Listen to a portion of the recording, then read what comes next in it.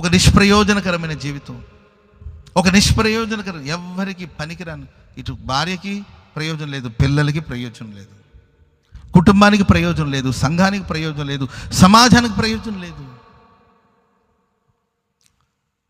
ఎవరికి ఉపయోగకరంగా బ్రతుకుతున్నారు. కానీ పెంచి పెద్ద చేసి 20 ఏళ్ళు 25 ఏళ్ళు పెంచి పెద్ద చేస్తే ఏదో పనికి మాలిన అలవాట్లకి బానిసలైపోయి, ఏదో గంజాయికి అలవాటు పడిపోయి, ఏదో వ్యసనానికి అలవాటు పడిపోయి, ఎప్పుడు మత్తులో ఉంటుంటే, ఎప్పుడు మైకోలో ఉంటుంటే, కన్నవాళ్ళ కడుపు కోత, కన్నవాళ్ళకి క్షోభ, కట్టుకున్న భార్యకి వేదన, కడుపును పుట్టిన పిల్లలకి అవమానం. ఒక నిష్ప్రయోజనకరమైన జీవితం. ఎవరికి ఉపయోగపడుతున్నావు? ఎవరికి ప్రయోజనకరంగా బ్రతుకుతున్నావు? విలువగా బ్రతకవలసిన నీ జీవితం ఈరోజు విలువ లేకుండా బ్రతకవలసిన పరిస్థితి.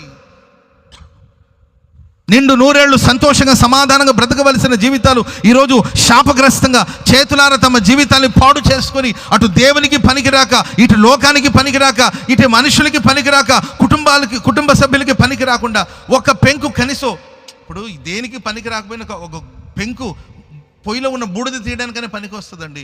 కానీ దాని కూడా పనికి రాకుండా పోయినట్లు వాళ్ళ జీవితాలు మనం చూస్తున్నాం. ఈ ప్రశస్త రాత్రి ఒకవేళ నీ జీవితం అలా మిగిలిపోయిందా? ఎందుకు బ్రతకాలి? ఎవరి కోసం బ్రతకాలి? నా బ్రతుకు వల్ల ఎవరికి ప్రయోజనమని వేసారిపోయిన స్థితిలో ఒకవేళ ఉన్నావా?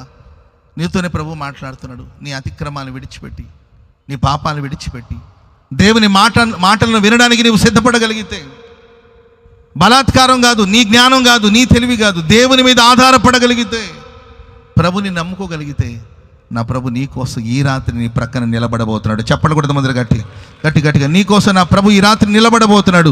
తప్పక నా దేవుడు నిన్ను కరుణించబోతున్నాడు. తప్పక నా దేవుడు నీ ఎడల కృప చూపించబోతున్నాడు. హల్లెలూయా. చెప్పండి గట్టిగా, హల్లెలూయా.